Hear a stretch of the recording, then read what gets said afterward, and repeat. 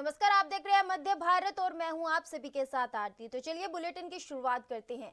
जैन धर्म में दिगंबर मुनि परंपरा के आचार्य श्री विद्यासागर जी महाराज ने अपना शरीर त्याग दिया है। उन्होंने छत्तीसगढ़ के डोंगरगढ़ स्थित चंद्रगिरी तीर्थ में शनिवार की रात 2:35 पर समाधि ली। वहीं इससे पहले उन्होंने आचार्य पद का त्याग कर दिया था और 3 दिन का उपवास और मौन धारण कर लिया था। 3 दिन उपवास के बाद उन्होंने शरीर त्याग दिया। वहीं दूसरी तरफ उनके समाधि लेने के बाद प्रधानमंत्री नरेंद्र मोदी ने शोक जताया है। पीएम मोदी ने अपने सोशल मीडिया अकाउंट पर लिखा कि आचार्य 108 विद्यासागर जी महाराज जी का ब्रह्मलीन होना देश के लिए एक अपूरणीय क्षति है। लोगों में आध्यात्मिक जागृति के लिए उनके बहुमूल्य प्रयास सदैव स्मरण किए जाएंगे। वे जीवन पर्यंत गरीबी और उन्मूलन के साथ साथ समाज में स्वास्थ्य और शिक्षा को बढ़ावा देने में जुटे रहे। पीएम मोदी ने कहा कि यह मेरा सौभाग्य है कि मुझे निरंतर उनका आशीर्वाद मिलता रहा। पिछले वर्ष छत्तीसगढ़ के चंद्रगिरी जैन मंदिर में उनसे भेंट मेरे लिए अविस्मरणीय रहेगी। तब आचार्य जी ने मुझे भरपूर स्नेह और आशीष प्राप्त हुआ था। समाज के लिए उनका अप्रतिम योगदान देश की हर पीढ़ी को प्रेरित करता रहेगा।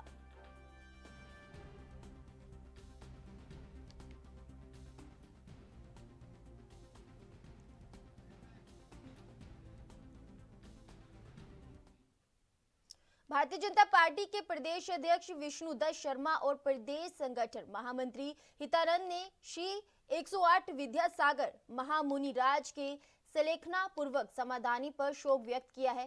प्रदेश अध्यक्ष ने कहा कि पूज्य आचार्य जी तप, ज्ञान, संयम, आराधना और करुणा की प्रतिमूर्ति थे। आचार्य विद्यासागर जी महाराज इस देश के एक ऐसे संत थे जो वर्तमान के वर्धमान हैं, आज हमारे बीच नहीं है। पूरा देश सहित मध्य प्रदेश स्तब्ध है। ऐसे परम पूज्य संत के ब्रह्मलीन होने से भारतीय जनता पार्टी के सभी कार्यकर्ताओं का मन हृदय बहुत ही विचलित है। परम पूज्य संत श्री विद्यासागर जी से मेरा भी लंबा संबंध रहा है। उनका आशीर्वाद, स्नेह और सानिध्य मुझे लंबे समय से मिला है। आचार्य के आशीर्वाद से मैंने राजनीतिक जीवन में बहुत कुछ सीखा है। भारतीय जनता पार्टी मध्य प्रदेश की ओर से मैं उनके श्री चरणों में श्रद्धा सुमन अर्पित करता हूँ।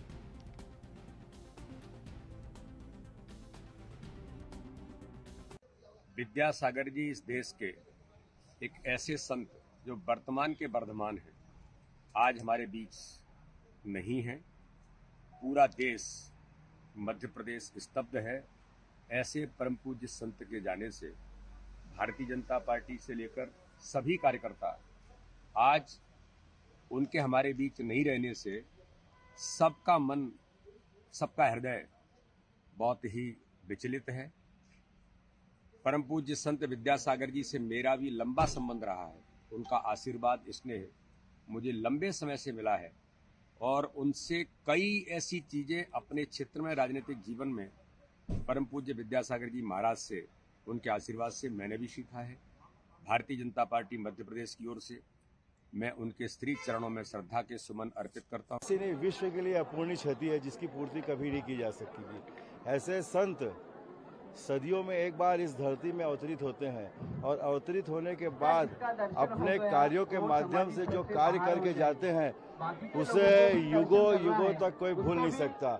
ये मेरा सौभाग्य है कि विद्यासागर जी महाराज का दर्शन करने का मौका मुझे कई बार मिला और दुर्ग में भी वे आए, जहां पर उन्होंने एकता द्वार उन्होंने बनाया, जो इस बात का प्रतीक है कि लोगों को इस बात का संदेश देता रहेगा कि हम सब भाईचारे के साथ रहे, एक मिलजुल कर रहे।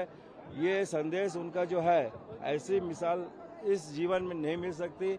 मैं उन्हें सशक्त वर्णन करता हूँ। वे साक्षात भगवान थे। अभी चुनाव से पहले भी मैंने माखलीवाल जी के साथ उनका दर्शन किया, दुर्ग में भी दर्शन किया। लगातार वो दुर्ग में आए और 1 साल से यहाँ थे। जैसे उनकी सूचना मिली कि उनका स्वास्थ्य ठीक नहीं है तो मैंने आने की सोचा, लेकिन मेरी किस्मत में नहीं था कि मैं आ पाऊँ। आज इस रूप में उनको मैं देख रहा हूँ, लेकिन उनका आशीर्वाद जो ले रहे हैं और जो नहीं ले रहे हैं उनका जीवन भी धन्य होगा, ये बात मैं मान के चलता हूँ। कितनी बड़ी क्षति से आप देखेंगे और क्या कहेंगे? हम सबके आराध्य युग दृष्टा ब्रह्मांड के देवता आचार्य भगवान विद्यासागर जी महाराज का कल ब्रह्म में लीन हो गए। ये हमारे छत्तीसगढ़ के लिए नहीं, प्रदेश के लिए नहीं, अपितु देश के लिए बहुत ही अपूर्णीय क्षति है। ऐसे संत परमात्मा सदियों में एक बार ही अवतरण लेते हैं और हम लोगों का बहुत सौभाग्य रहा कि पिछले 1.5 सदी आचार्य भगवान छत्तीसगढ़ में थे। दुर्ग भी आए आचार्य श्री और हम लोगों को भरपूर आशीर्वाद आचार्य भगवान का मिला, लेकिन विधि के विधान के आगे हम सब नतमस्तक है। आचार्य भगवान 3 दिन पहले ही संलेखना की ओर जा चुके थे और बहुत ही अपूर्णीय क्षति है जिसे पूरा नहीं किया जा सकता। परिचय धीरज बाकलीवाल, महापौर दुर्ग। ये पूरी प्रक्रिया समझाएंगे। आचार्य जी का जो संलेखना हुई, उसके बाद समाधि हुई, क्या प्रक्रिया होती, किस तरीके से विधान रहता, विधि विधान रहता, थोड़ा पूरा बताएंगे।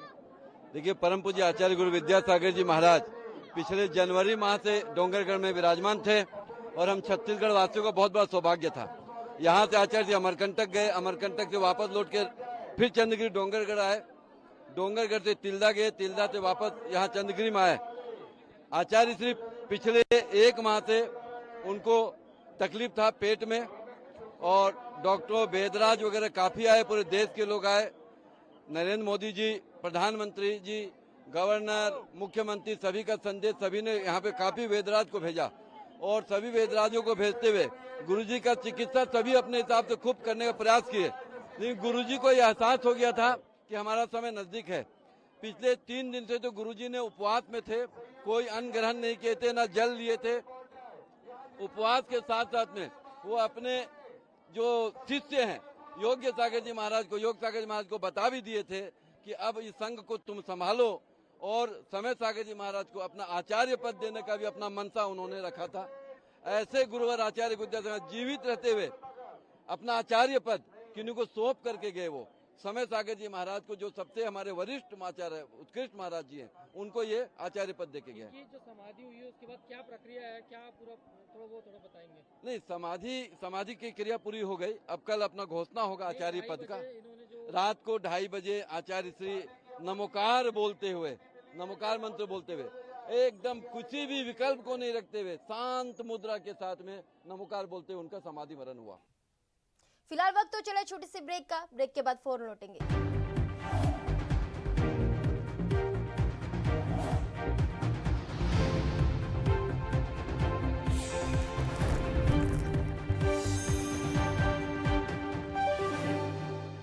ब्रेक के बाद एक बार फिर आप सभी का स्वागत है।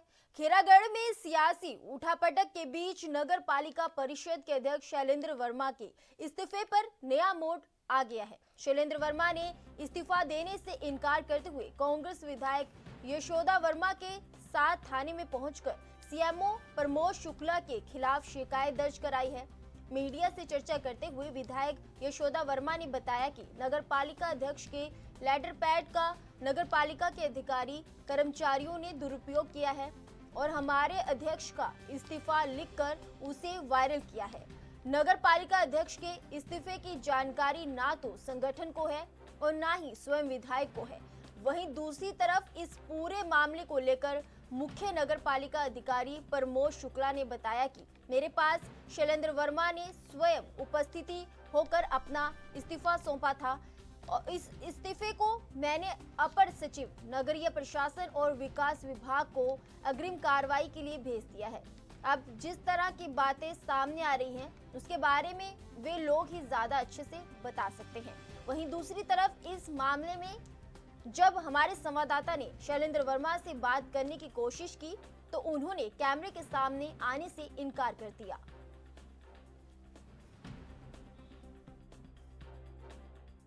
संगीत नगरी खैरागढ़ में पिछले कई समय से राजनीति को लेकर बयानबाजी और यहाँ राजनीतिक हावी रहता है। भले ही खैरागढ़ छोटा हो, हालांकि अब नवगठित जिला बन गया है। वो खैरागढ़ में कांग्रेस की विधायक है यशोदा वर्मा और नगर पालिका अध्यक्ष भी कांग्रेस की है और कांग्रेस के अध्यक्ष ने इस्तीफा दे दिया है। इस इस्तीफा उन्होंने मुख्य कार्यपालन अधिकारी जो है सीएमओ प्रमोद शुक्ला को सौंपा है। वहीं जब इस संबंध में अध्यक्ष से हमने बात करना चाहा तो उन्होंने कैमरे के सामने कुछ भी कहने से इनकार कर दिया। इस इस्तीफा के संबंध में पुख्ता जानकारी जब सीएमओ प्रमोद शुक्ला से जानकारी चाहा तो सीएमओ प्रमोद शुक्ला का कहना है कि उन्होंने पत्र दिया है त्याग पत्र का, और उन्होंने जो पत्र को जो अवर सचिव उनको फॉरवर्ड कर दिया है। हाँ बताइए। माननीय श्री शैलेंद्र वर्मा जी अध्यक्ष नगर पालिका परिषद खैरागढ़ के द्वारा मुझे अपना इस्तीफा स्वयं उपस्थित होकर सौंप दिया गया है, जिसे मेरे द्वारा अवर सचिव नगरीय प्रशासन एवं विकास विभाग छत्तीसगढ़ शासन रायपुर को अग्रिम कार्रवाई हेतु भेजा जा चुका है। सरगुजा जिले में सड़क सुरक्षा माह का समापन हो गया है, लेकिन इसके साथ ही सरगुजा एसपी विजय अग्रवाल ने जिले में मोटरसाइकिल स्कूटी चलाने वाले पुलिसकर्मियों को हेलमेट पहनने की एडवाइजरी जारी की है। बता दें कि केंद्रीय रोड सेफ्टी मंत्रालय की ओर से एडवाइजरी जारी होने के बाद 15 जनवरी से 15 फरवरी तक सड़क सुरक्षा माह अभियान चलाया गया था, जिसमें जिले के सभी थानों के माध्यम से यातायात नियमों का पालन करने और सड़क पर होने वाली दुर्घटनाओं के बारे में जानकारी दी गई है।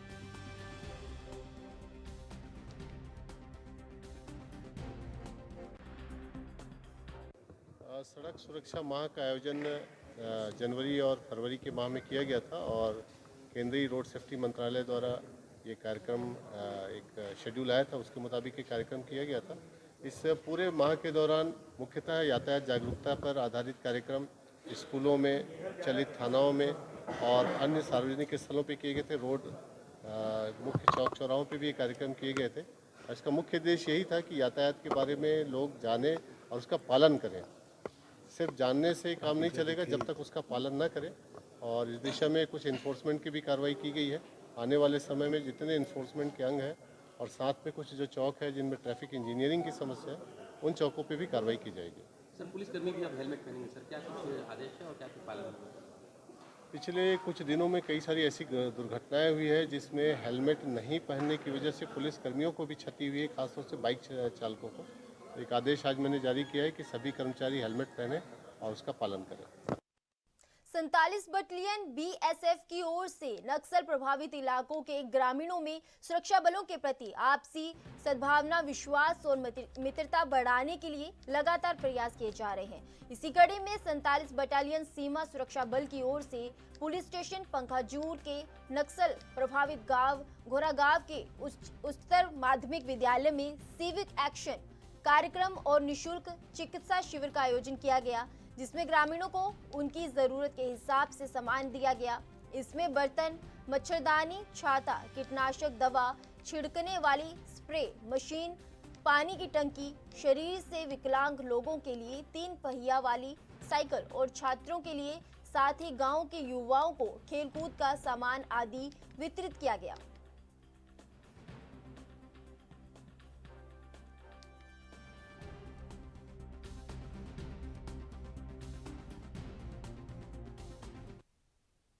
फिलहाल के लिए मध्य भारत में मेरे साथ बस इतना ही। आप बने रहे एएनबी न्यूज के साथ। नमस्कार।